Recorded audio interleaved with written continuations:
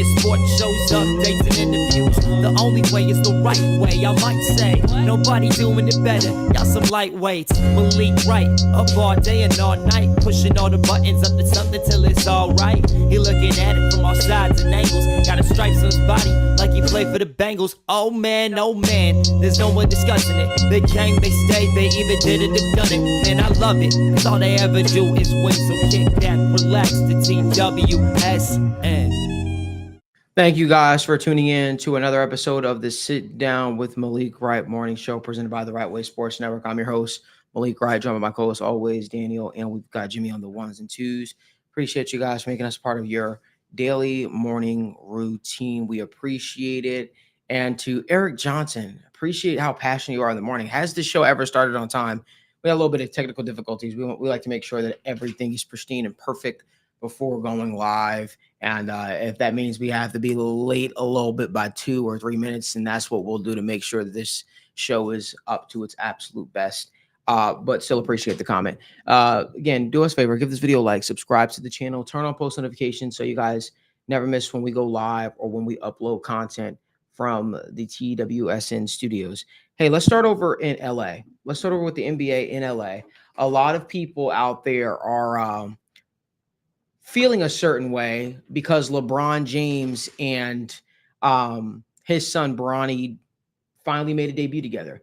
And there are a lot of people out there with takes saying that it was forced, it was this, it was that. But before we jump into all that, let's relive the special moment that took place the other night. Bronny made his Lakers debut, his NBA debut. Jimmy, roll the clip. The first father-son duo to play together in an NBA game.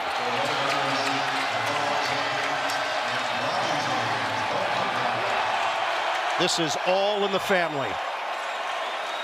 So, like, there are people out there with a lot of takes, man. Daniel, let's first and foremost start by saying it was a really cool moment. Forced or not forced, it was still a cool moment to see a father and son, play together, even enter the game together. That was a really cool moment. And I feel like a lot of people wanted to take that moment away from LeBron.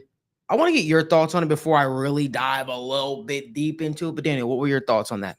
Yeah, I think that people really had a difference of looking at two different people and how they're family members and saying that's not normal. And that's a terrible thing for winning. That's a terrible thing for the culture. That's a terrible thing for the NBA. That's bullshit, respectfully. This was one of the, at least from my time watching sports, it was one of the coolest moments I've ever seen. And I think you just have to look at it from the sheer perspective that there's only been 4, duos, father-son duos, I believe, in the past 40 years that have done this and have accomplished this. And I think it is something where that's a feat that LeBron's going to look at for the rest of his life, that Bronny's going to look at for the rest of his life. And that's something that he can hang his hat on. I think that's something to be proud of. And when people discuss, hey, Bronny shouldn't have played in that game. Bronny didn't deserve to play in that game. Bronny was handed this. JJ Redick made this a bigger story by even playing Bronny in this game when he could have just sat him. Respectfully, what are you talking about? I don't think that's the case. I think when you drafted Bronny, you put yourself in this position where you are making this story. And I think JJ Redick made the right decision. And I saw people saying, hey, Bronny should have played when he deserved it. He should have played 10 games into the season. He should have played 25 games in the season, not opening night.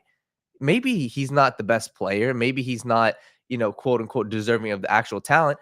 But when you're the head coach of the basketball team and you have Bronny on your team, you were trying to get him the experience. You're trying to build up his confidence. So I think it was the right thing. And in my opinion, at least you got the story out of the way.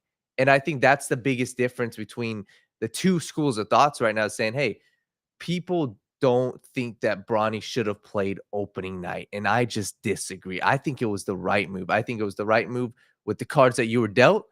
And I think that it was the right move for Bronny's future career. I think if you wouldn't have played him opening night, then everybody's waiting for that story. Everybody's waiting for that moment.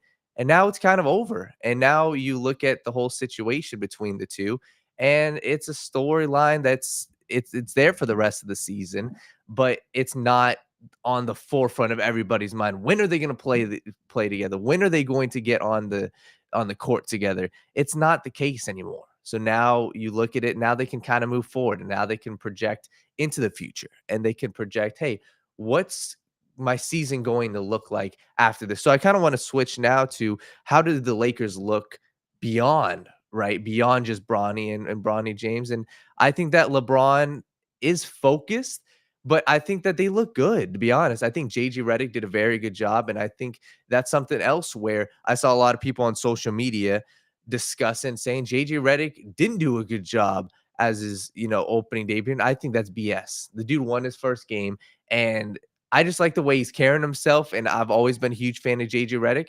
And like I said, I think that what he's doing, you go look at some of the sets that he ran, post timeout, post first half, he ran some very intricate sets and they worked. And I think he's got obviously a very smart basketball mind. And I think he's got a good grasp of the talent that they have on the Lakers and what it's going to take for them to succeed this season. So I like what the Lakers got going on. I think they looked very good game one. And I just, like I said, going back to the whole Bronny and LeBron, it's a fascinating discussion. It's something that everybody shouldn't be haters of. I know people think that Bronny shouldn't be an NBA player. Put your bias aside, put your thoughts aside, and at least acknowledge how amazing this feat was. So I think it was very cool to see. I think that this is a once in a generation type of thing. I don't think we're going to see this for the next 20 years. So very, very cool thing to witness. And I think it was the right move to play him game one, get this out of the way. And respectfully, it seems like this team and this organization, they want to give Bronny a chance to be a successful NBA player. And I think that you play him game one, you getting him these reps, and I think it's a good thing for his confidence. And I just think that it was very cool. And to see him walk on the court and right away Anthony Edwards goes in, talks trash to him, gets up in his face, I think that's something where you got to be, have your welcome to the NBA moment. And he guarded Anthony Edwards. He did very well on defense. And listen, the dude is 19 years old. And if he sat in the corner and if he looked a little off with the ball, it's the NBA. It's his first game. Give him a chance. So I liked what I saw. And like I said, JJ Redick was totally in the right for playing him game one. So let me just say this. Here's my thoughts. Why does everybody have an opinion on something? Right? It's really not that deep. At the end of the day, for me, it's, you could have said, oh, he play him later in the season. Well, that's not guaranteed. Injuries happen. Yeah. Injuries happen. LeBron is 40 years old. Bronny is 20 years old. Like, anything could have happened in a short time span that moment could have been robbed of them. So I agree with Daniel's point. You kind of get the storyline out of the way. You get these two on the court together. You get that moment for everyone to take it in. People are like, oh, it's nepotism. Is that like anything different from the real world that we deal with every single day? Right? People get handed stuff all the time, not because they work for, but because of who their father is or because of who their mother is. That happens every day. It happens in literally our sports world. Maybe not on the field or on the court, because typically, let's just face it, the parents of these athletes don't stick around the game that long to have this moment. Yeah. But let's not act like we're going to grandstand for nepotism. Let's not do that. It's rooted deeply in the NFL. It's rooted deeply in coaching staffs in the NFL. It's rooted deeply in businesses. I've literally seen it with my own two eyes. People just hand their children stuff who don't have a work ethic worth a lick. Why are we acting like this is some such egregious thing now? And the crazy part is you have people out there making takes who were literally handed positions and opportunities to work in the sports realm because of their father. Mm-hmm. Go figure. Me, I'm much more of the entrepreneur type of mindset. I like to get my own. I didn't have a dad or mom to kind of just hand things to me. I really had to work for everything that I've got. But at the same time, I'm not going to fault someone who has been blessed with those opportunities to where they get to, I guess, inherit a business or inherit a team or inherit opportunities that other people aren't as fortunate.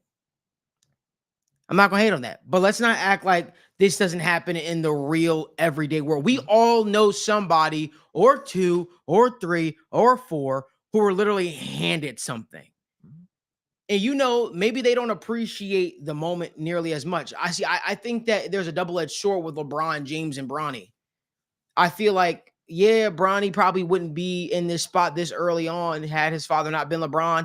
But at the same time, it's also a chip on your shoulder because your dad is up there with one of the top two players in NBA history.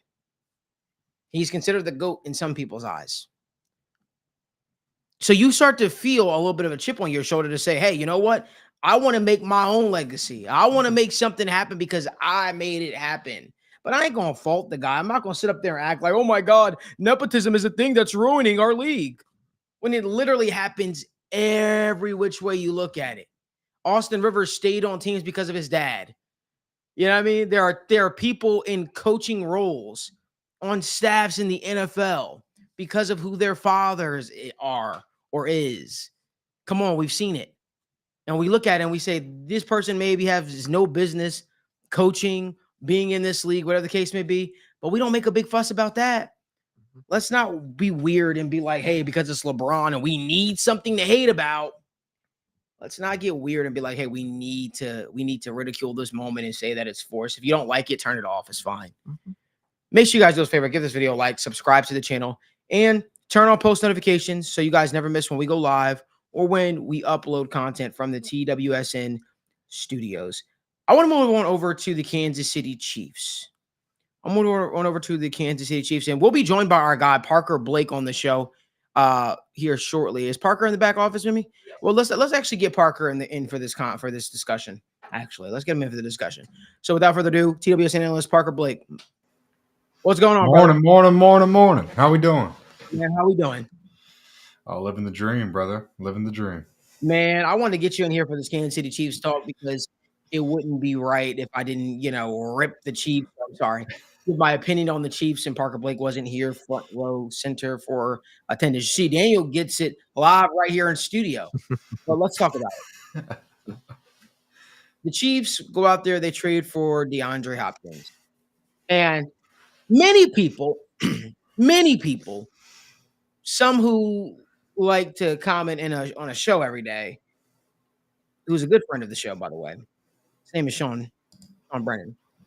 He will make you believe that the Chiefs three-peat is inevitable. I got to get your guys' thoughts on it. Because for me, I think DeAndre Hopkins is still a talented guy. I think DeAndre Hopkins is a talented receiver, and I think he does a lot of good things for this Chiefs team. I don't know if it changes the trajectory of what I feel their season is going to result in. I think the Chiefs will be in the playoffs. I think the Chiefs will continue to rattle off victories. I do think that when the playoffs start, the Chiefs might have a rude awakening. But, Parker, let's get your thoughts. What are your thoughts? Kansas City Chiefs add DeAndre Hopkins. Is the three-peat inevitable? I feel like them scrambling to add pieces. I feel like they keep adding pieces, every other week at this point. I feel like that shows that even they're not too confident in their roster. That's what I've said since the offseason. I don't think they have this mega roster. I just think they're a good team that finds ways to win. I wouldn't be surprised if we see them in their first playoff game, struggle and have to make one of these miraculous late game comebacks. I'm not saying that they won't be able to do that, but I do think this is a team that's really leaned on not necessarily the luck, I don't want to say that they are able to run into, but just having to lean into, hey, we're a team that knows how to win even when times get tough, even when these games get tight, even when stuff isn't going our way, we find ways to make it happen. And that's what's made them a great team and why they're on the verge of that dynasty conversation. However, I don't know.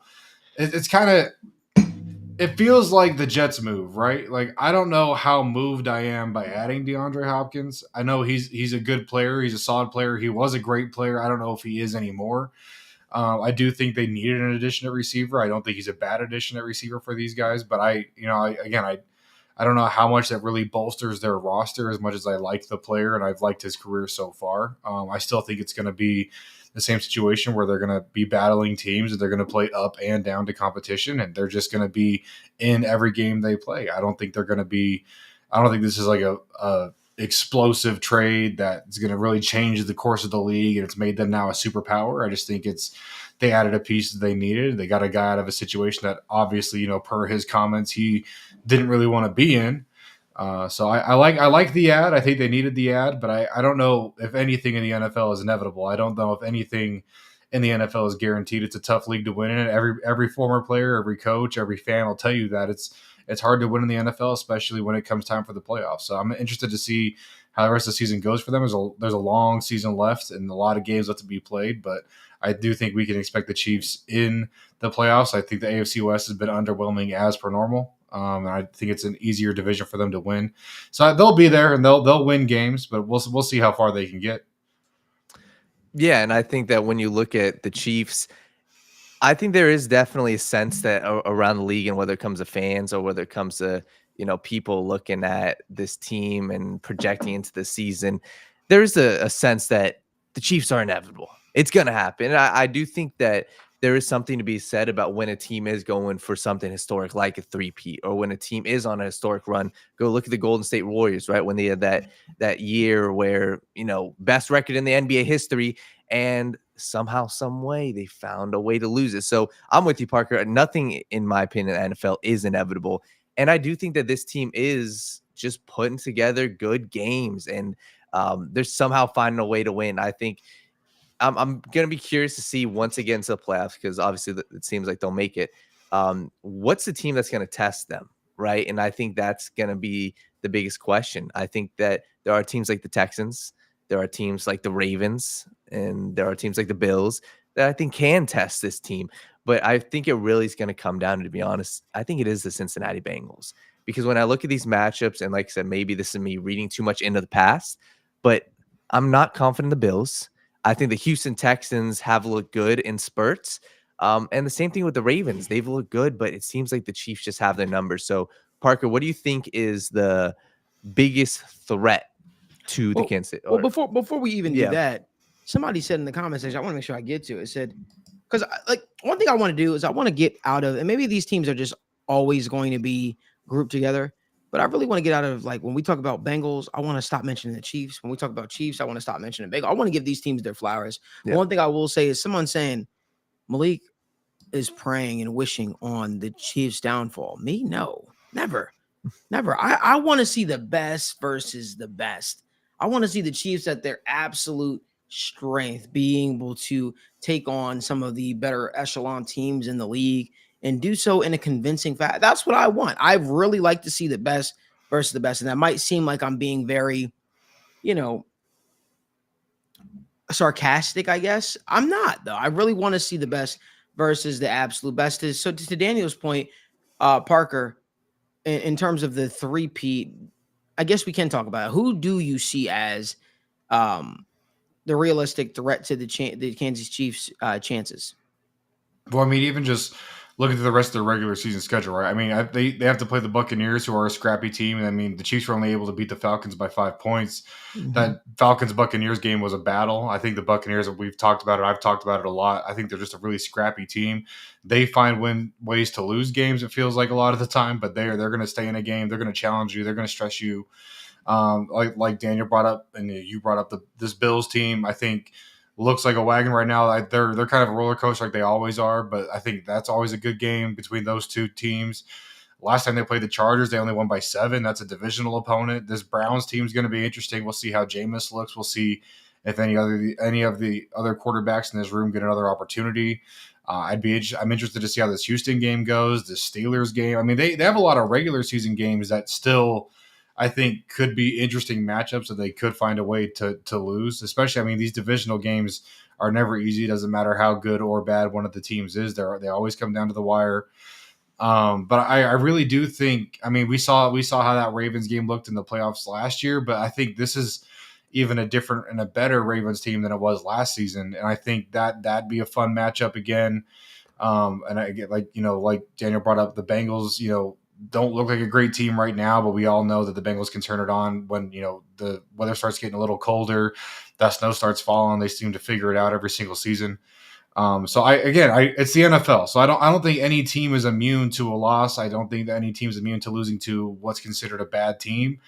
I don't think any team is really, even week to week, just a superpower that can't be stopped. And so when it comes to teams that I think can stretch them, I really do think it is every team that they're going to face, because they're all NFL teams. They're all guys getting paid out there to go win games and do their jobs. And we'll see what some of these matchups look like near the end of the season. Maybe some teams have kind of, fallen out of, the season and aren't playing as tough. But I think whenever it's the Chiefs on the field with you, everyone wants to play up. Everyone wants to knock off the champ. So especially when you're back-to-back defending champions looking for that three-peat. So not only in the regular season do I think there's opportunities for them to kind of miss a step and fall off a little bit here and there. And we all know how streaky the NFL, or really just pro sports in general, can be. It's a game of runs, right? Or how many wins can you string together? How many losses can you string together? So especially once they get to the playoffs, I think every game has the potential to knock them out, just like every other team. I don't think they're immune to a loss. I really don't. I don't think this Chiefs team is a superpower just based on their roster construction. I know Andy reads the guy. Mahomes is the guy. Travis Kelce keeps burning me on bets, so I keep saying I'm out on Travis Kelce this year, but we'll see how that looks like when they get there. But I don't know, man. I don't love this Chiefs roster. I don't love how it's built. I don't love the pieces they have. I know they have some really good pieces in Chris Jones and Mahomes, but at the end of the day, I mean, they have a roster that can be beat. They're an NFL team that can be beat, and so I think it's any given week for them. I know they're hot right now. They've been a dominant team in the past, but I don't think it's a one team or two team thing. I think any team can knock this team off. They just have to either catch the Chiefs on a bad week, or they have to have a great game, a combination of both. But that's not unheard of. Sean, I appreciate you adding to the Kansas City Chiefs discussion here, first and foremost. I think a lot of y'all are extremely educated, and people are making a lot of great takes in the comment section saying, that the Chiefs defense is 6-0, not Mahomes. I would say like Mahomes. I don't know if the Chiefs wouldn't be 6-0 without Mahomes, and that might sound crazy. I just think that the way he's playing this season has left to be a lot to be desired. I just wonder, is this Chiefs defense really that good to the point where no matter who the quarterback was, they'd probably be in a similar spot? I think they'd have a winning record. Maybe not 6-0, but I definitely think they'd have a winning record. Sean, to your point, you said everyone is so quarterback obsessed. I agree. And you talked about how you said I think you might have deleted the comment actually, but he said you can't score on them, you can't run on them. You can't run on them, you can't pass on them, you can't score on them. Good luck. Well, I'll push back and I said the Bengals did that pretty regularly against them when they face them. So I disagree with that. I do think that this Chiefs team is beatable. I do think their defense is beatable. I do think that their corners are the strong part of their defense. Chris Jones is still Chris Jones. He is who he is, but I don't see you guys as some impenetrable force personally. I think the Chiefs are extremely beatable and you can score on them. I just think, maybe it's the talent they're facing, but I definitely think the Ravens did some good things against them. The Bengals definitely did some great things against them.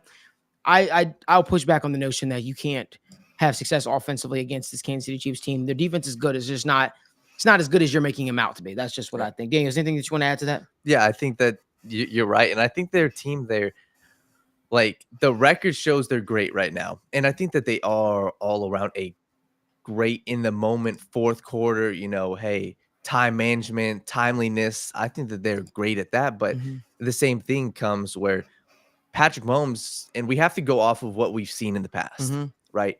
And what was the 2 times we've seen Patrick Mahomes lose in the playoffs? Because that's what I'm projecting right now, the playoffs, right? It was late in the game, getting pressure on Patrick Mahomes, and it was him making mistakes late in the game. And I think that really is one of the formulas to where that's how you win a football game. And that's not just directed at Patrick Mahomes. That's directed at every single quarterback. That's directed at Jared Goff in the playoffs with the Detroit Lions last year.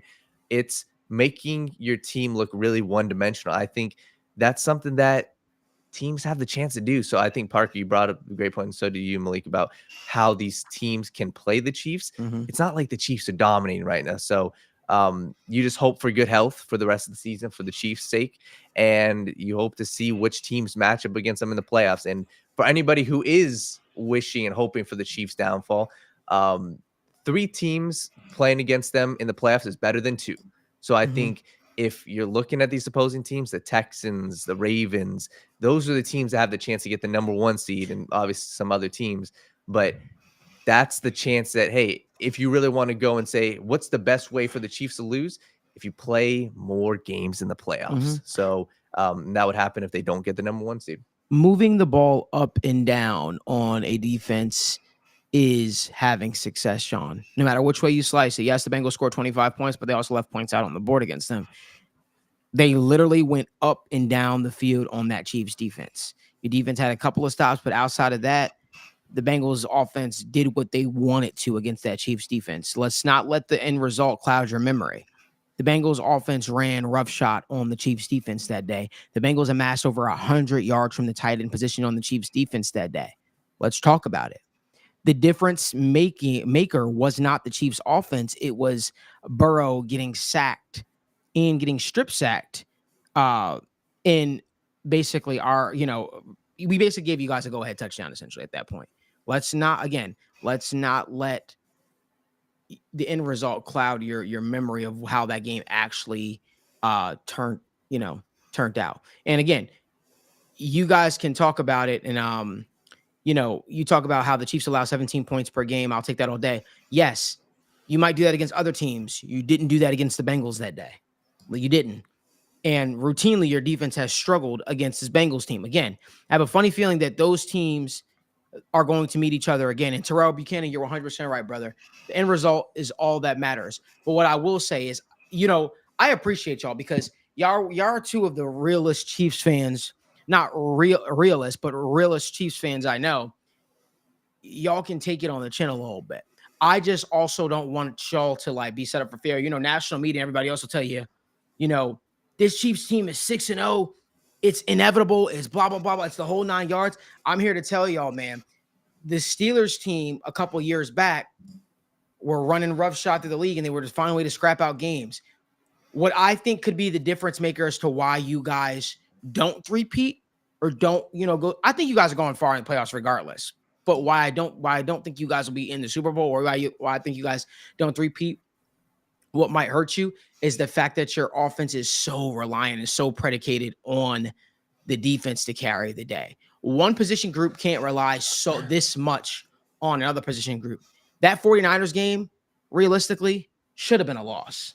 It really should have with the performance your offense put on the board. But your defense showed up in such a big way, and luckily Brock Purdy was even worse, I would say. And you could blame it on injuries. All you could do is basically play the team that's in front of you. All I'm going to say for you Chiefs fans out there is, again, I think you guys have a winning culture there. You guys find a way to win these gritty games. But again, do not let that cloud your judgment of what your weaknesses are on your team. Don't think that just because you're 6-0, it's good enough. Or the product you guys put on the football field is a championship level team, because this is not a championship level team right now, respectfully. And he says Sean Brennan says the Steelers didn't have a championship pedigree that this team has. Come on, man. At the end of the day, they still were finding a way to win, a lot like the Chiefs are finding a way to win. And your superstar quarterback, who's been allotted as a game changer or the best quarterback in the league, has more interceptions than he has touchdown passes this year. What's crazy? The last couple of years when we talked about how Mahomes has had the most turnover-worthy plays since, I think, 2018, that just have not resulted in turnovers, actually, it's finally now catching up. But this has always been the MO. Has always thrown opportunities to the opposing teams. It's always been there. So I don't know if this should be as big of a shock as we're making it out to be, because he has had the most turnover-worthy play since 2018. He had them. I think he led the league in the most dropped interceptions too. Mm-hmm. So I just think it's one of those things where it's catching up to him now. We're now like, oh my God, the fact that we're actually seeing the number, more interceptions versus touchdown ratio. It's like, damn, it's cause for concern. But if people were holding on to those picks and stuff like that the last couple of years, it probably will look very similar. Daniel? Yeah, and I think that's the scary part, in my opinion. And I think that's where, what am I scared of if I'm opposing teams? What really concerns me? It is Andy Reid and Steve Spagnuolo. And that's what concerns me. I think that those two are two of the best. And you go look at that 49ers game, I think that's a perfect example. Mahomes threw for like 150. I don't even think he threw for a touchdown, 2 interceptions, but they still found a way to win. You go look at even the rushing game when I was watching, Kareem Hunt at times looked like he was getting absolutely nothing. But when they get down to the goal line, when they get down to the red zone, somehow, some way, they figured it out. They punched the ball in twice. I think Kareem Hunt had 2 rushing touchdowns. So that's what concerns me, and I think that's what makes this team so great. It's not, and this may come off as disrespectful, but look at what we're talking about with Patrick Mahomes. He makes big-time plays in big-time moments. Look at the 49ers game, the 2 runs, huge runs down the left sideline. Obviously, that was the one that kind of did it. But like you said, he has never been immune to these bad decisions, to these turnover-worthy plays. That's his game, and that's okay. But it's the great equalizer, I feel like, for their team. And for other teams, it's different, right? We say great quarterback can overcome bad coaching. Well, I think great coaching can also take a quarterback that's having some struggles and take them over the top still. So I think that's probably my biggest takeaway from the first 6 weeks so far is, hey, this is the Patrick Mahomes I think we've all seen. And we can all, can attest to seeing Patrick Mahomes have some chinks in his armor.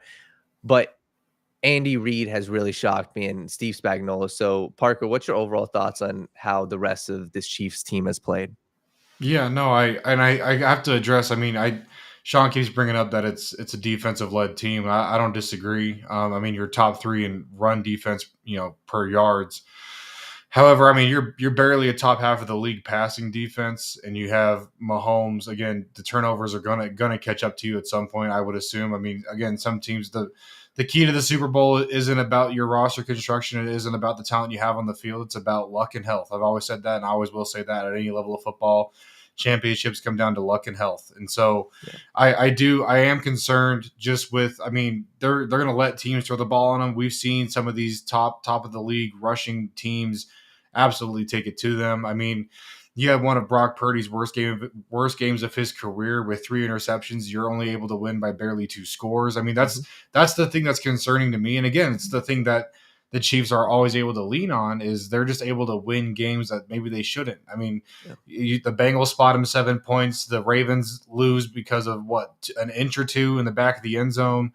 I mean, it's just all of these games where they're able to find a way to win. And again, you have to give them credit for that. I don't want to discredit that at all, because that's what football comes down to. It's what all sports come down to, is finding a way to win. Like you said, making plays in the big moments. But I don't want to act like this is a defensive juggernaut that people can't hang with. I mean, people have been able to run the ball on them. Again, they're the 13th in the league as far as passing yards allowed. They're not allowing points, but I don't think that's a merit of their defense. I mean, if you look at all 3 of those Brock Purdy interceptions, those are balls that shouldn't have been thrown.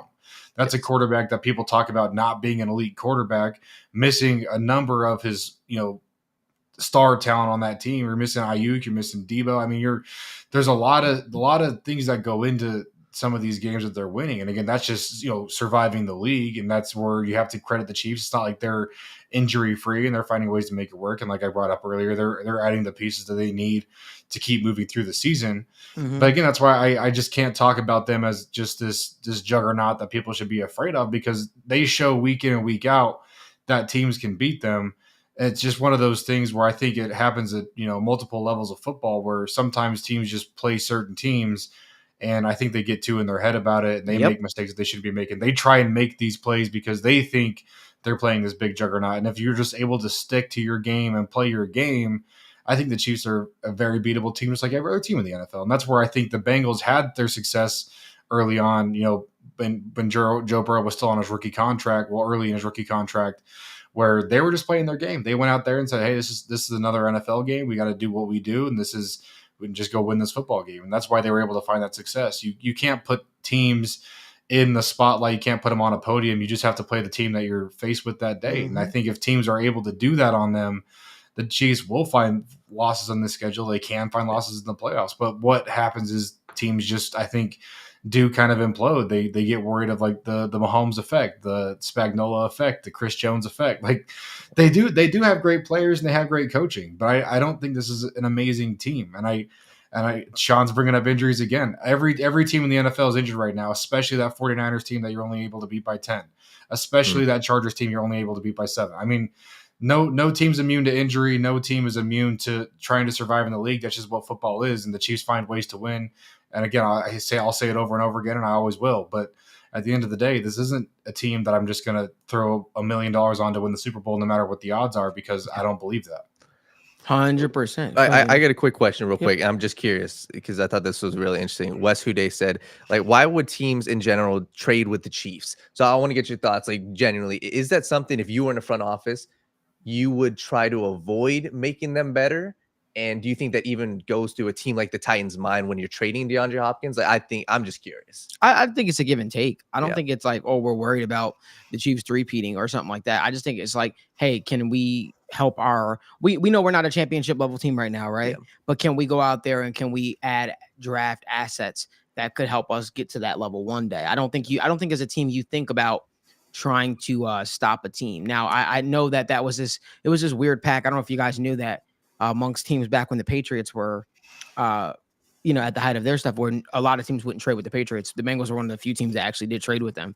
And a lot of people just didn't want to make them better. Mm-hmm. And it's like, it took them years to build a dynasty to where, it took them years to where they start building a dynasty to where people started almost fearing them and trying to do things to actually make them worse or weaken this team. Right. But yeah, no, I don't think if you're a Titans team, you're like, oh man, we're worried about the Chiefs. We're not going to trade DeAndre Hopkins, an aging wide receiver, who hasn't looked amazing or hasn't looked like himself recently.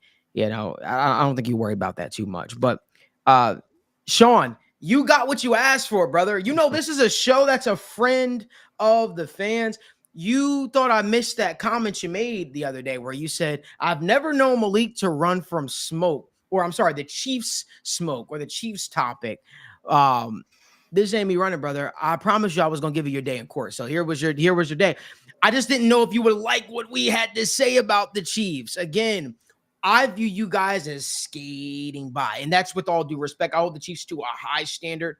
I view them as the team to beat in the AFC. That being said, I don't think that there's some juggernaut that you're making them out to be. And I'm really curious if you're going to still be on the lives, brother, as I hope you are, man, because you're definitely a friend of the show. I'm just very curious if you'll be showing your face in February on the show if things don't pan out the Chiefs' way. If you guys could do us a favor, give this video a like, subscribe to the channel, and turn on post notifications so you guys never miss when we go live or when we upload content. I want to move on over to LA. We haven't really talked about the Rams too much on the show, but there's been talks about Cooper Kupp being potentially traded. How do we feel about that, man? How do we feel about Cooper Kupp potentially being traded away from the Rams? Parker, what's your thoughts?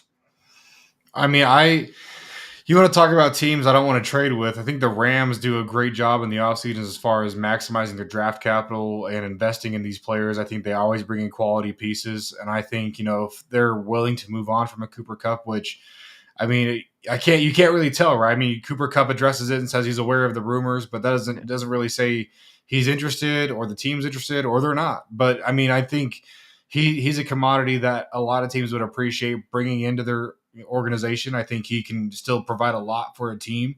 However, I think if I'm trading with the Rams, especially interconference, I'm being very careful with the draft capital that I want to allocate to those guys. But I think I'd be really excited to see him on a team that probably has a little bit more potential than the Rams do right now. Yeah, and I think when I look at the Rams, that's what concerns me with them. And I'm trying to figure out what direction that they want to go. I think a lot of it has to do with, obviously, the head coach, Sean McVay. How long does he want to be there? And then 2, what's the direction with Matt Stafford in your quarterback position? Because I look at this team before the season, I said, hey, I think they could compete. And even so far this year, they're 2-4, but most of that has been without Cooper Kupp, and all of that has been without Puka Nacua. So if I'm the Rams personally, I don't know if I move a Cooper Kupp right now. I don't know. I think that I look at my team and I think that I like what they did to their defense line. Obviously, they got Byron Young. I like that they added Jared Verse. He's right now the favorite to be defensive rookie of the year. Braden Fisk has looked damn good. I just don't know if I move Cooper Kupp unless if I'm willing to trade Matt Stafford or get my franchise quarterback this upcoming year in the draft. And the reason why I say that is if you're keeping Matt Stafford on your team, you are going to try to compete for a championship. Mhm. And the best way for Matt Stafford to have success is with Cooper Kupp. We've seen time and time again. So for me, if I'm trading Cooper Kupp, I am doing a full rebuild. And I think you could get a lot of assets. You could get, second, third round pick for Cooper, and even something like Stafford. Hey, you either trade him away or you go Mhm. and get somebody this offseason to play behind him, to learn behind him. But I don't know if I'm the Rams right now, if I could look at myself and say, hey, now's the right time, especially with Puka Nacua coming back, unless if I'm ready to go out and get a new quarterback and have a I, ju- new season. I just don't love this quarterback class, to be honest with Yeah. you. And it's a give and take, right? It's like maybe this is a year where you throw aside the potential future quarterback, although this is a quarterback-driven league that no team will ever really do that.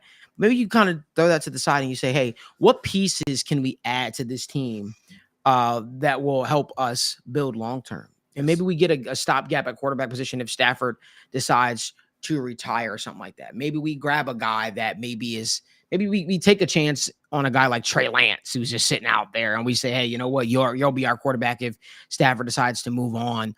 And we'll just build this defense up, and then to where we can grab a quarterback that we think can build, we can build with and do something special. I don't know. That's just my thoughts. Appreciate Bengals Jim in the chat today too, man. He says Rams are in rebuild mode. For the right offer, they trade Matt Stafford too. I agree. I mean, I think you can, but I just don't know who's making that phone call right now for Matt Stafford. Yeah. I don't know who's making that phone call for Matt Stafford right now. I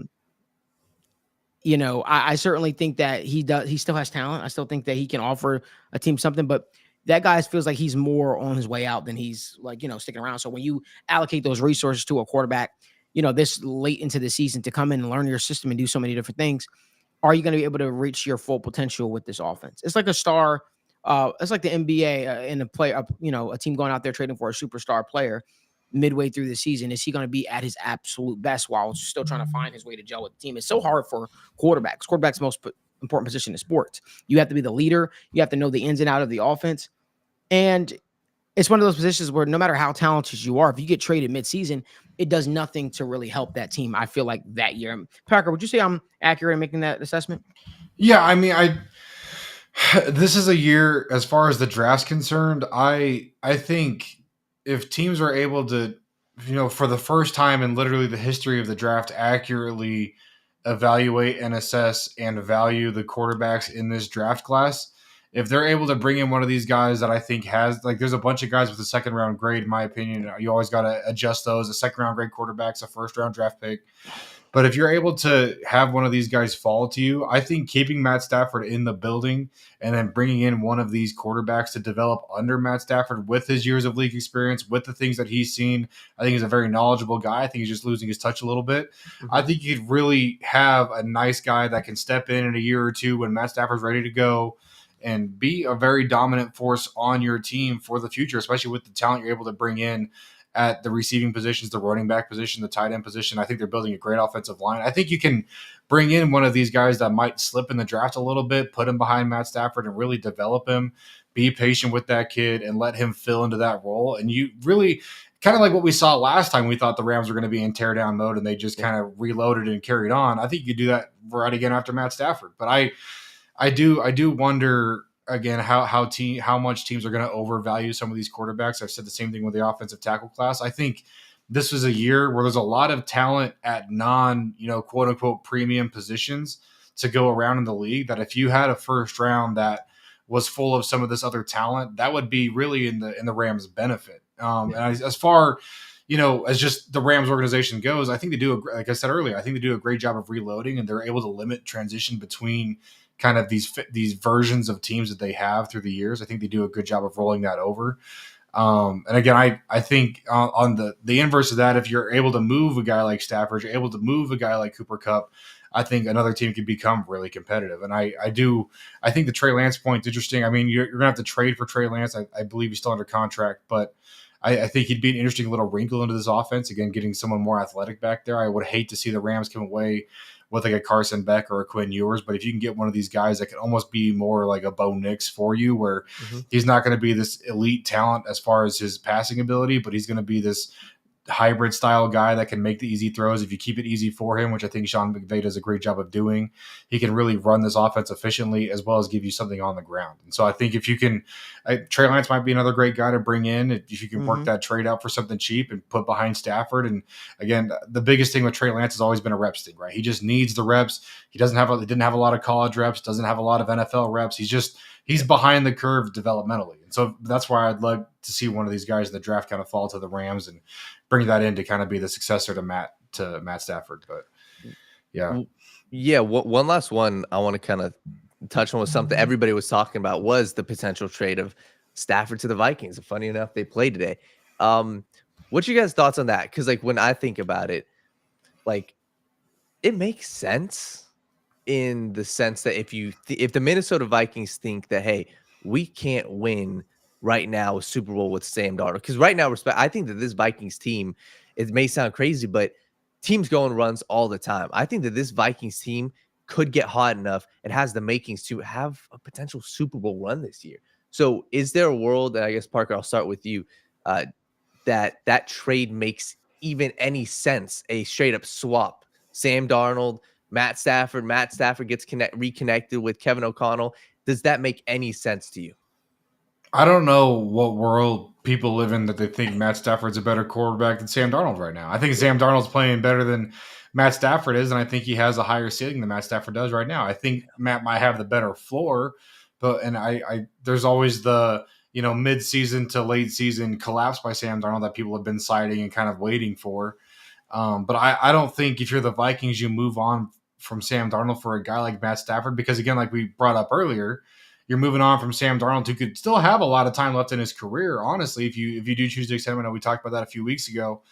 But if you bring in a Matt Stafford, that's like a 2-year Band-Aid? Or are you just trying to get to the next quarterback class? You're just trying to get a couple years down the road and kick that can before you have to make a decision there.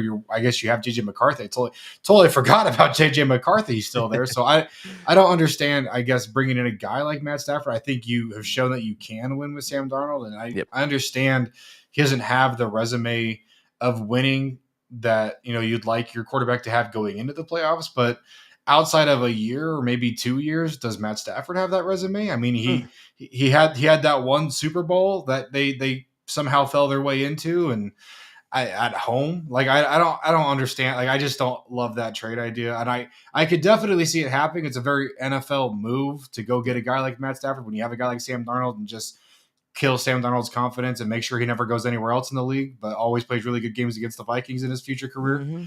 But yeah, I personally don't understand that move at all. Want to thank you guys again for tuning in to the Sit Down with Malik Wright morning show. Make sure you guys give this video a like, subscribe to the channel, turn on post notifications so you guys never miss when we go live, when we upload content. We're live with TWSN analyst Parker Blake and obviously me and Daniel. Let's move it over to the Bengals. The conversation being had right now is should Joe Burrow, be talked about a little bit more in the MVP conversation? I definitely think those conversations get louder if the Bengals manage to move to 4-4. I believe that. Statistically speaking, he is putting up a very, very good football season. Yes. And that's what you sort of base it off of, right? The numbers. Does it always look pretty? No. Does he miss throws? Yes. Does he miss guys wide open? Yes. Does he not get his tight ends involved? Yes. But statistically speaking, he's having the best season of his career. You know what's kind of crazy? I think I saw something. Patrick Mahomes is second as far as favorite to be league MVP. That's interesting to me. I want to hear what you guys' thoughts are. Parker, let's go to you, and then we'll go to Daniel.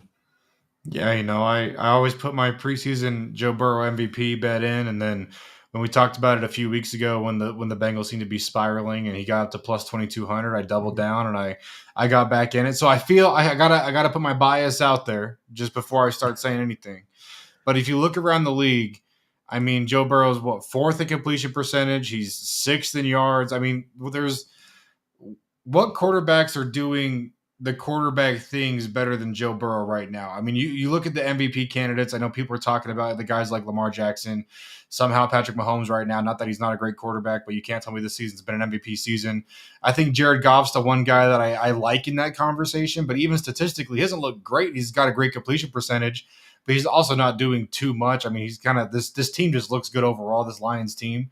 And then you see guys like Josh Allen in that conversation. But when you look just at the numbers, and I know there's more that goes into it than just the numbers, but you look at the numbers, look at his on-field performance, and there's not a quarterback in the league right now outside of maybe a Lamar Jackson, maybe a Jared Goff, that are really helping their teams win or trying to get their teams over that finish line like a Joe Burrow. I think Joe Burrow is performing at an all-time high. I think he's on pace to have a career year, I believe. I need to run those numbers again, but I mean, this is a top of the league quarterback that I really do believe his defense is just letting him down in the MVP conversation, but I don't feel like I've always thought that's a weird factor to have. I don't think, again, wins aren't a QB stat. I know it's overdrawn, overplayed at this point, but you can't just, if you just take this Bengals offense and compare it to offenses around the league, or just even Joe Burrow as a quarterback in the MVP conversation, I don't understand how he's not at least in the top 3, top 5 in this conversation. It's insane to me. Yeah, I'm with you. And I think one of my biggest takeaways for this is the dude is protecting the football. And when you go back, obviously the Chiefs fumble was huge. 2 interceptions on the season through 7 games is absurd. I'm sorry. And for a dude who I believe he's top 5 in total pass attempts, and that's something where, and once again, I really don't want to sound like I'm ragging on Patrick Mahomes, but I just don't understand how he is the heavy favorite to win MVP, but the dude has 8 interceptions, respectfully. And I think that when we're talking, let's talk strictly award. I'm not talking about the Chiefs. I'm not talking about the Super Bowl. Wait, he's the favorite? He is, yes. And I believe It should be Lamar Jackson. It should Lamar be. Jackson's playing like the best quarterback in the league. Make no mistake about it. That dude's having a crazy year. Sorry. Yeah. Or I might be mistaken. I thought he was Lamar second. might be I think over he's second. Patrick Mahomes now. Yeah. Okay, so Lamar just overtook him, which I think, yes, that needs to have happened after last week.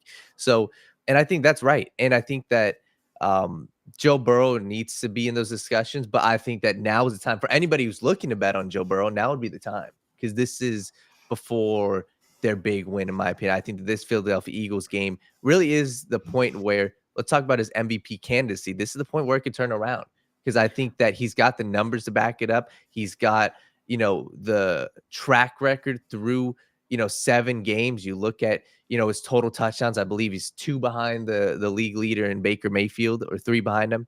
And that's something where pure stats wise, that's not going to change the rest of the season, barring health. This is a team that's not going to run the ball 60% of the time. You look at the Chiefs, they're a team where they don't really care about Patrick Mahomes' stats. So I think that Joe Burrow deserves to be in the conversation. The front runner, I don't know about yet.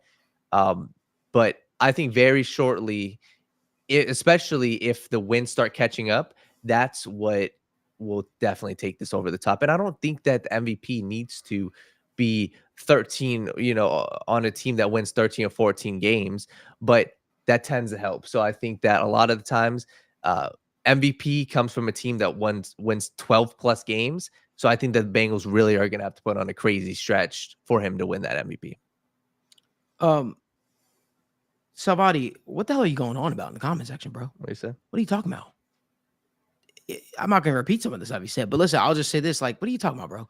Lamar Jackson's a good talent in the league. He deserved to be MVP.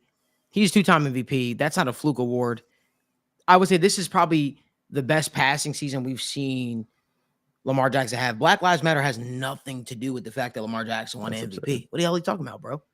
So again, we can talk about talent without trying to diminish people here.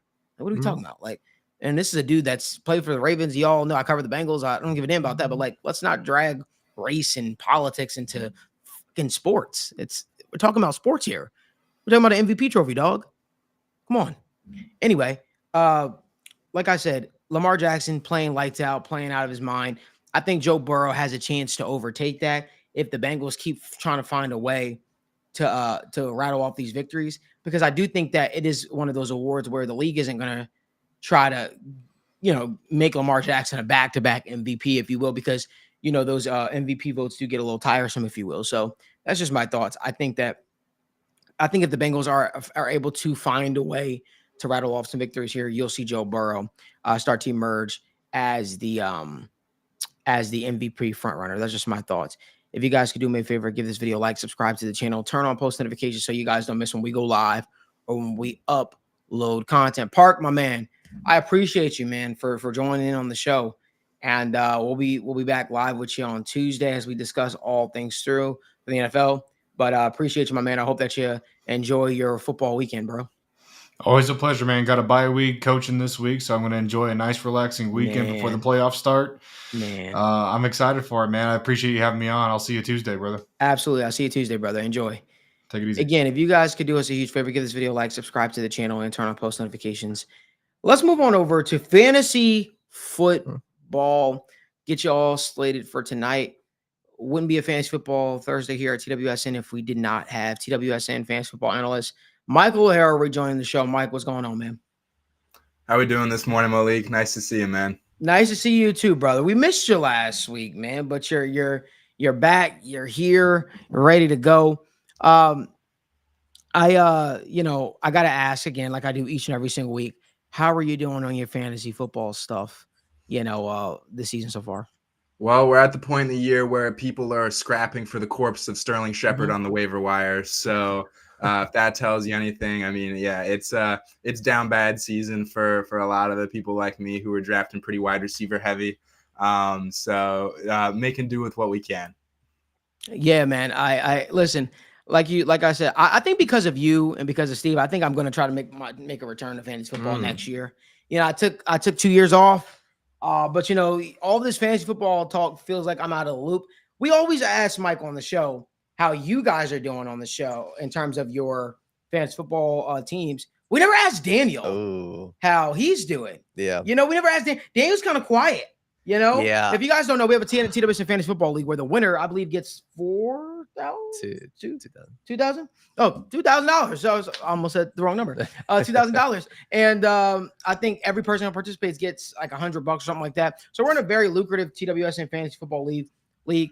Daniel, how are you doing in your fantasy football? I at this point, I really just kind of forget about it. I made a terrible trade. No, I'm gonna be honest. I made probably the worst trade I've ever made. And this is the part that irritates me is I had a very good draft. And I am going to toot my own horn real quick. I'm okay with Rashee Rice. I nailed that pick. And obviously he got hurt. I went Saquon Barkley, Derrick Henry, and Kenneth Walker. All three of those running backs are arguably three of the top 5 running backs the rest of the season. I traded away 2 of them, Malik. And that's the thing for me. I got too caught up in what I needed right away versus projecting into the rest of the season. So for me, I'm just scraping by. I think I'm same record as Cincinnati Bengals. I'm 3-4 right now. So you still have an opportunity to rectify it, I got get it back, and get it going. Listen, don't quit on yourself. I know. Come on, give him a little pep talk, okay? 3-4 is very recoverable. You can make a push down the stretch. Play the waiver wire well. Play the trading block well. You'll get by, Daniel. I appreciate that. Yeah, man. I don't know. I'm really down on myself, so I think I just gotta find some motivation and get back. So man, it's crazy. He went from being the most confident guy in the world to the confidence is so zapped, man. I know. So, I'm on a 4-game losing streak. Yeah, that's a killer. That'll do it. Listen, guys, I need us to start a petition. We're gonna start a petition to try to get Mike O'Hara actually in the studio for a show. Yes, we're gonna start a petition to try to get. Maybe we could get his chops beyond just fantasy football. We got to get him in the show. We're in the same state. We got to make something happen, Mike. But maybe as soon as next week. I'm down. We'll text about it after this. But yeah, sometime in the near future, I may be able to make that trek down to Cincinnati. I like the sound of that, man. I like the sound of that. Daniel, take it away. Beautiful. All right. So, Mike, I want to start it off real quick for our fantasy people. And if you guys have any fantasy questions for everybody watching, drop them down below. Well, Mike's going to answer all your fantasy questions, start sits. Obviously, we got Fantasy Football Friday tomorrow. But, Mike, give us some of your takeaways from week 7 that's going to carry on to the rest of the season. It could be player specific. It could be team specific. Let's start off with 2 takeaways from week 7. Yeah, one of the biggest ones that I this is like the article I write every week for TWSN. I talk about my takeaways, fantasy takeaways from every week. And one of the biggest ones that people are really concerned about is Marvin Harrison Jr. and just like the lack of production, just not living up to his draft capital, both in the NFL draft and fantasy drafts. And the biggest issue to me is how he's been deployed. I looked into how Drew Petzing and this offense is using Marvin Harrison Jr. And the way that a lot of people in the fantasy community describe it is like as the sacrificial X wide receiver. He's just out there running vertical routes. Almost just a shade under 50% of his routes have been goes, posts, and corners. So they're just asking him to go out there and do cardio and just a bunch of these contested catches and just like low catch rate, low percentage looks that Marvin Harrison Jr. is getting. So obviously, like he's struggling to develop into that role. His catch rate is below 50%, so he's catching less than 50% of his targets. It's a disaster for how they're using him. He's not getting him those easy gimme looks that you like to see that provide him a good fantasy floor and base production. So it's just a lot of just like low percentage looks that are just going to leave. It's going to make his production very volatile. It's going to make fantasy managers frustrated with what he's doing on the field. So unless Drew Petzing and this offense decide to use him in a different capacity, I think that the frustrations with Marvin Harrison Jr. are going to continue. And I don't think it's all on the offensive system and the offensive coordinator. I do think you can pin some of it on Marvin Harrison Jr. I mean, like just on film, the routes that I've watched, it's not good. He's not separating like you'd want him to. But then again, you'd like him to be used in a more creative fashion. So I do think that it could be better, but I'm not super hopeful for his outlook moving forward. For sure. And I think we got a question I want to get to. And real quick, Sean Brennan said, I don't think DK Metcalf's out for the year. Sean, I might be wrong, but I think he's still, so maybe that was somebody else you're talking about. But a question I want to get to real quick, Mike, for you is somebody was asking about the Bucs wide receiving core. Chris Godwin, obviously likely out for the year. Mike Evans out for a significant period. Who would you be looking to pick up, and who do you think is in the best mold for the Buccaneers wide receiver? Yeah, so it's really hard to project how they're going to utilize this new trio. It's going to be Jalen McMillan, Trey Palmer, and Sterling Shepard as their top three receivers for the next month or so until Mike Evans comes back. And it's difficult to project how they're going to use them, but the one you want to use, and I'll 100% write up about these takeaways after the week, but you're going to want to find whoever is like the one-to-one Chris Godwin replacement. He's getting a lot of those easy looks, those gimme targets that lead to a really steady floor and high-end production. And I do think that Jalen McMillan is the favorite to get that role, and he is my favorite waiver wire pickup out of this trio. You know what you're getting out of Sterling Shepard. You know what you're getting out of Trey Palmer. Like at the best, you're getting 10 fantasy points per game from those guys. But the way I play fantasy football and the way you should look at these waiver wire pickups and potential adds to your team, you just want to take the upside. Jalen McMillan has that mystery box upside. We don't really know what we're going to get out of him. This is going to be the most he's asked to do on an NFL football field, the biggest role he's going to be asked to take on.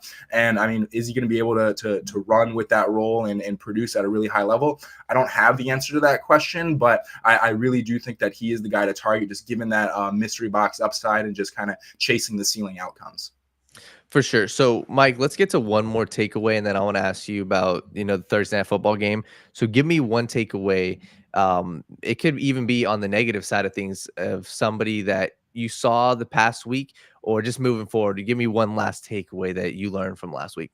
Yeah, it's already kind of coming to fruition. In that article that came out on Tuesday, I said it's time to fire sale all of the Carolina Panthers, get Deontay Johnson and get Chuba Hubbard off your roster. I said Bryce Young is lurking. And I mean, it took a car accident, but he's here. And I really don't see a world where maybe they go back to Andy Dalton for a game or two, but the season's over in Carolina. They're not playing for anything. They're going to see, quote unquote, what they have in Bryce Young. I think we can all pretty confidently say it's not much, but at the end of the day, that's their number one draft pick. They sold the farm for him. They're going to get him out there for games now that the season's over. And I mean, Deontay Johnson, 8.4 combined points, I believe, in 2 games with Bryce Young under center. And for Chuba Hubbard, just like his fantasy value is so heavily tied to just the overall offensive quality. Obviously, that's going to take a hit with Bryce Young coming back. So it's already like with Bryce Young announced the starter this week. And I mean, maybe people don't have the long-term foresight to realize that he's going to be the long-term starter down the stretch for the rest of this year. So maybe you could sell off these guys. But that I said, like, I'm pretty sure the headline for my blurb about the Panthers was like, it's a fire sale time, like get these guys off your roster. And if you have them, they've given you a good 6 weeks, but it's time to move on. for sure. And I think that's something where I think you could get value, especially a guy like Chuba who's Yeah. put up He's still crazy numbers. Yeah, RB9, like he still holds some value, just like the people who are in the game log, the box score watchers, like, and just like look at the overall rankings, like he's still the RB9. So I think in with like someone who's a casual and isn't really like looking too deep in these things, like just seeing that RB9 title, that could allow him to carry some weight. So you're saying take advantage of your league mates. You're saying That is what I am advocating for. Yes. Take advantage of the people who don't think about things. I love it. I love it. So Thursday Night Football, real quick. We got a lot of people are fantasy, viable this week. Cooper Kupp, obviously back. I believe they said Puka might be back tonight, which is crazy to think about. After hearing it, they'd say, it'd be multiple weeks. So what's your thoughts overall on, let's talk mainly, the fringe guys, but give me Cooper Kupp, your thoughts on him tonight, as well as some of the fringe guys like a Jordan Addison, etc. Yeah, so obviously, like, luckily this game is just full of like a just kind of set it and forget it guys. You're getting Justin Jefferson in your lineup, you're getting Aaron Jones in your lineup, and Cooper Kupp is the a set it and forget it guy for me. Early in the week, I was concerned because Sean McVay was kind of like non-committal to what sort of workload they were going to give him. But now that he's logged 3 straight full practices this week, and like even that he's on the trade block, like if he's on the trading block, like I would not be shocked if they're just force feeding this guy targets just to pump up his numbers. And like you mentioned earlier in the show, trying to fetch a 2nd round draft pick for him. So Cooper Kupp for me is definitely a guy that you'll be getting in the starting lineups. And then for some of the more fringe guys, Sam Darnold and Jordan Addison, I'm 100% starting them if I have them. I mean, obviously it depends on like everyone's roster, but for the most part, I consider these guys starts. The Rams passing defense has gotten better in recent weeks, but I do still think this is a secondary to attack. They're allowing 7 yards per pass play, which is the fourth most of any defense. They've allowed 3 different receivers to hit 120 receiving yards this season. So I'm looking to start Sam Darnold and Jordan Addison. Darnold's been super, super efficient, super high touchdown rate. So I'm looking for him to pick apart this secondary. And I think Jordan Addison and Justin Jefferson have a place to eat against this secondary. And then for Nacua and Hawkinson, obviously both questionable, but even if they do play, I'm benching both of them. It's nothing to do with their talent or anything. It's just their projected workload. Like guys coming back from serious injury, especially the multi-ligament ACL like Hawkinson had, you see a multi-week ramp-up period where they're not on the field for a full complement of snaps. So specifically with Hawkinson, and I expect Nacua to be under the same sort of thing, just not playing a full complement of snaps. So even if either of these guys are active, I would not be relying on either of them this week. All right. So Awesome. that was one half of the law firm. Obviously, Steve's not, on the show tomorrow, and we'll be seeing you tomorrow, Mike. So Yeah, man. And Mike, we're definitely going to make that happen. We're definitely going to have you come and hang out with us in the studio, man. We got to make this happen because it's long overdue. It'll be the first time we even meet face to face too. So it'll be kind of good to have that happen. I can talk your ear off about fantasy football for more than just 20 minutes. I believe that's going to happen. I'll get my fantasy ears ready. Mike, appreciate you. Make sure you guys follow my guy, Mike O'Hara, on Twitter. Mike, I don't know if you're an NBA guy, but I'm going to tell you right now, I'm pumped up. NBA's back. I got so many bets for the people tonight to kind of go off of. And if you want to make yourself some money, tune in. But Mike, appreciate you. We'll see you tomorrow. See you tomorrow, guys. Have a good one. Yes, sir. You too, man. Again, do us a favor, give this video a like, subscribe to the channel, turn on post notifications so you guys don't miss when we go live or when we upload content. Daniel, give me your favorite bets for NFL tonight. I'm going to take it away to the NBA segment after that. Beautiful. And once again, guys, the QR code, if you guys want our full best bets, we're not just talking NFL. We're not just talking NBA. We got UFC. We've got a whole bunch of bets for you guys. Click the QR code. Subscribe, make sure you guys save some money. Like I said, super affordable. We got a group chat for you guys. So if you guys are interested in betting at all, we're here to help. I will say this though. We're pushing the Patreon. I got a little bit of an announcement to make. So we have a new website coming. And when this new website launches, you'll be able to get all of our picks through the website actually. So that'll be coming very, very shortly. It was supposed to be here this month. We're still working on it, but we've got some really cool things in the pipeline. So sooner or later, the Patreon won't be a thing, in the near future. And we'll be just telling you guys to head on over to the TWSN website to get all of our picks daily. Terrell Buchanan says, I'm going to beat the table every week for Daniel to get That's his funny. own segment called What Concerns Me Most. I feel like I say that a lot. I think we should do that, Jimmy. Sure. Jimbo, can we make that happen? We'll do that. Well, what concerns me most? Because a lot of things concern Daniel I guess most. so, right? Daniel, tell us what gets you excited the most for Thursday Night Football tonight. So what gets me excited is I'm looking at Cooper Kupp and I'm buying into it, man. I'm buying into it. I look at what he's done in the past, and I think that I'm buying into, hey, he is going to return, and maybe he'll have some signs of, okay, maybe some slow starts. But at the end of the day, listen, if there's something I can trust on this team, it is going to be Cooper Kupp. And I look at what he has done so far this year. I mean, in his first game of the season, he had 14 receptions. In the second game of the season, in just one quarter, he had 4 receptions. And I look at a team like the Minnesota Vikings that I think the Vikings are going to play from ahead. I think the Vikings play with the lead today, and I think the Vikings are all around the better team. The Vikings come out here. First off, I'm not quite sure what the spread is, but give me the Vikings spread. I think the Vikings win by 7+ tonight. And like I said, I think that this Minnesota Vikings, if there's one way you can attack them, it is the outside receivers, and it is peppering your number 1 wide receiver with targets. I mean, go look at what Amon-Ra St. Brown just did against the Minnesota Vikings. He dominated them. I think he had 140, 10+ receptions. And that's what, when I look at this Rams team, it's going to be a Cooper Kupp day. And like I said, I think this is the lowest you're going to get his line, 6.5 receptions. I would even sprinkle up to 8+. But like I said, when you look at what wide receivers have done against the Minnesota Vikings, it really is absurd so far this year. I mean, Garrett Wilson, 13 receptions, 110 yards. Stephon Diggs, 10 receptions, 94 yards. Amon-Ra St. Brown, 8 receptions, 112. Jaden Reed, 7 receptions, 139. Wan'Dale Robinson, 6 receptions. You're cooking.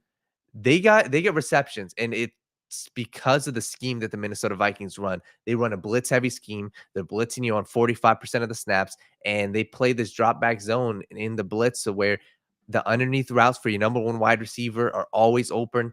Cooper Kupp, I'm willing to bet on the injury because I think that if he comes in and right away he looks fully healthy, I think he smashes this line and gets at least 8 receptions. So that's my favorite play, Monday Night Football. Cooper Kupp over 6.5 receptions. Okay. Daniel cooked here. And we appreciate got that. the QR code still up here. I'm happy that it is.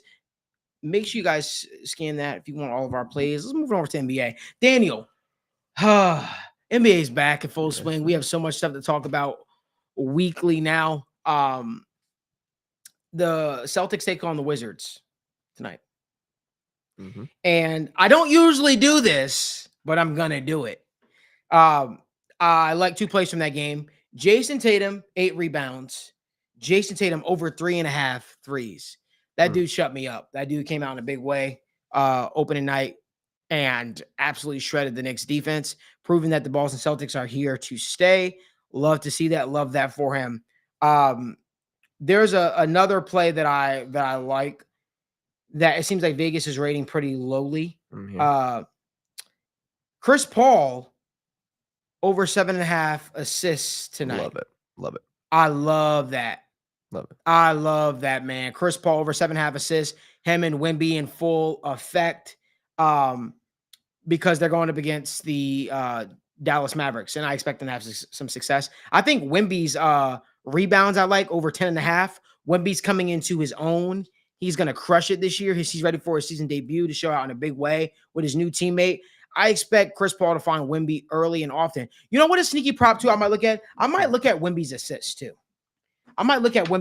Again, I'll have those plays for you guys later on. I like Luka at 8 rebounds. I like Luka over 29.5 points. I think he kills that number. Jokic to have 8 assists tonight, sitting at -180. But guys, ask me what my favorite play of the day is. Jimmy, Daniel, ask me what it is. Can I guess? No, tell me. You can guess.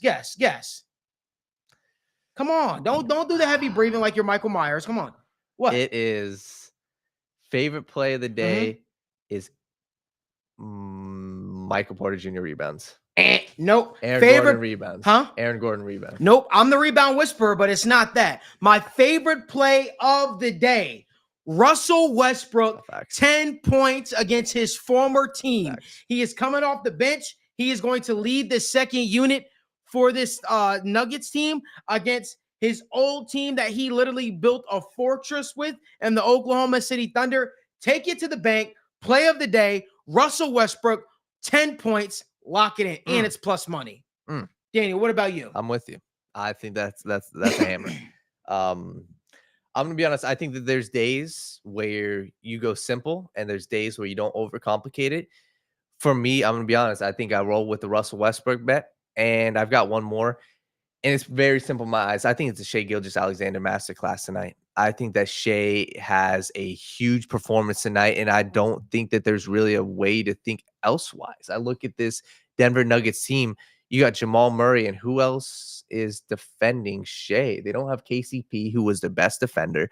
So who you putting on the best player, Shai Gilgeous-Alexander, right? What are we doing? Christian Brown? Are we putting Peyton Watson on him? Peyton Watson's a long wing, but at the end of the day, he ain't guarding Shai respectfully. So I look at this Oklahoma City Thunder team, and they've got a lot of talent. But in games without Josh Giddey last year, Shai shot the ball 22 times on average in every one of those games. So Josh Giddey's playing his ass in Chicago now. They have Alex Caruso, who's a defensive-minded guy. He's not an offensive scorer. Shai has dominated this Denver Nuggets team. He had 34 and 40 points against them last year. 30 points, in my opinion, is an absolute lock. I look at this team. Shai's going to be playing 35-plus minutes. The only way this loses is if a team gets blown out in the third quarter. If that doesn't happen, if this is a somewhat competitive game heading into the fourth quarter, Shai gets 30 points, and I'm with you. I'm hammering that Russell Westbrook thing. So, yeah, that's what I Yeah, like. I think Brody has a big day. I'm ready for it. I'm locked and loaded for it. Daniel, you kind of went light. Is there any other plays you like, man? This is supposed to be the time you shine. No, for sure. And I think, but for me, and this kind of just my thought process is, I really do, because if there's a ton of bets that I like, it kind of gets my mind all jumbled. For me, I can look at it right now. Hey, my A-list one is Shai Gilgeous. I'm going to go 2 to 3 units on that play. I'm just super confident on that. And I'm also going to take your Russell Westbrook one. If there's any others I like, I'm a huge fan of the Chris Paul one. I was a huge fan. I think that when you look at the best way to bet early on in the season is look at what's changed in rosters. Yesterday, something that we were on was Buddy Hield to have a big game. His line was at 9.5. The reason why I like that was his first game with the Warriors. We saw he had success in the preseason. Same thing. Chris Paul had success in the preseason, dishing the rock. If there's anything I like, I do like looking at that Wizards game, and I do like the Boston Celtics spread, 13.5. You know a guy I will tell people not to sleep on in that Boston Wizards game? Jaylen Brown. Don't sleep in JB that game. I forgot, was it last year he had almost like 50 points against the Wizards? It was like he had 48, something like that.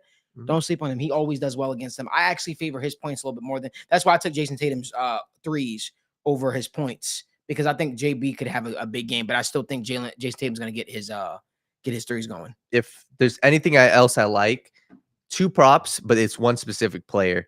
Peyton Pritchard. This is the game, and you have to read into the tea leaves that Jaylen Brown and this entire players have said.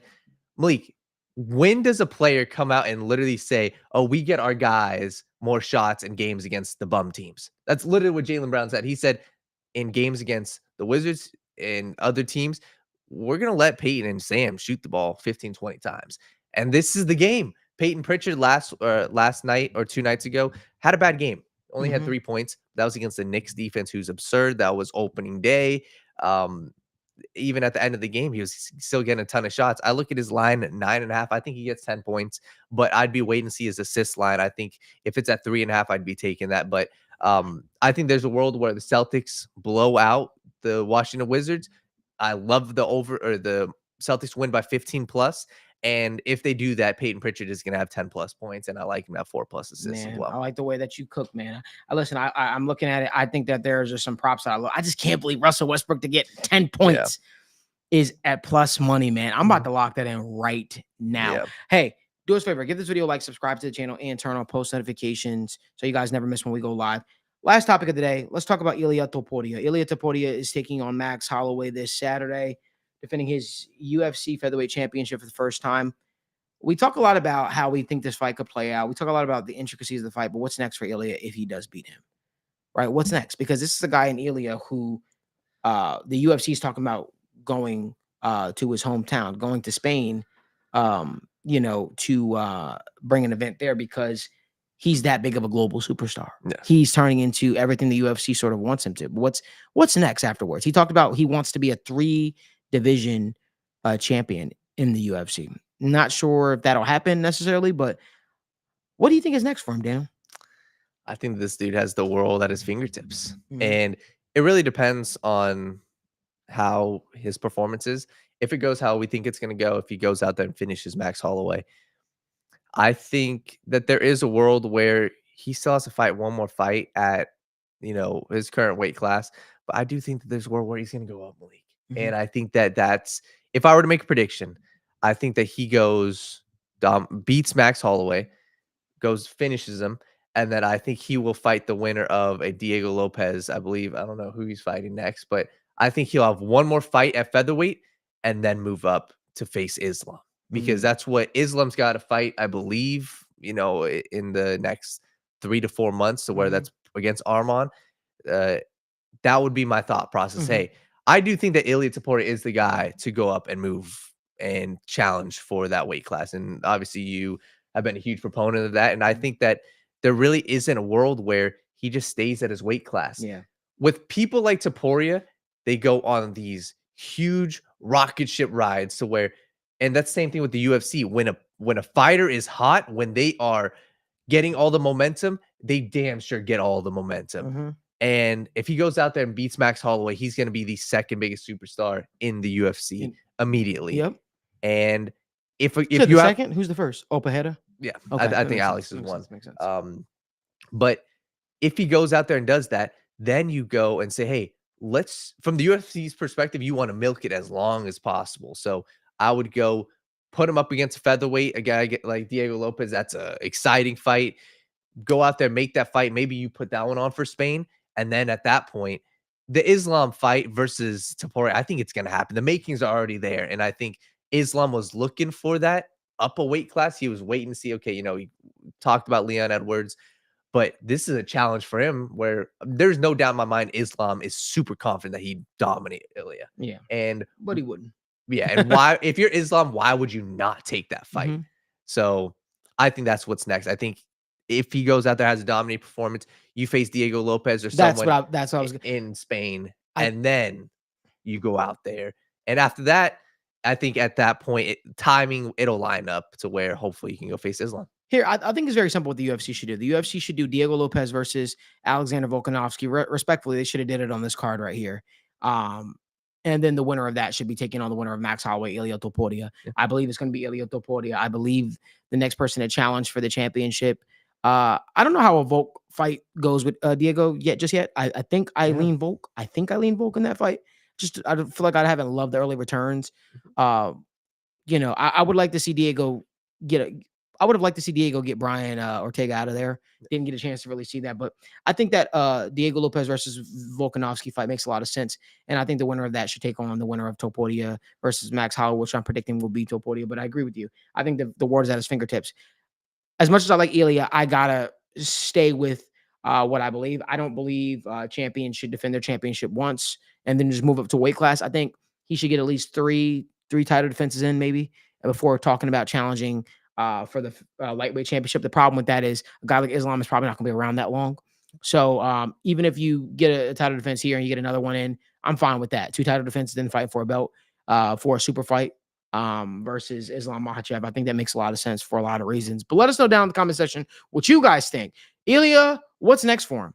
Does he even target a super fight with Conor McGregor? I know they've kind of been going back and forth talking about things, but I think Ilia has the world at his oyster tips, if you will.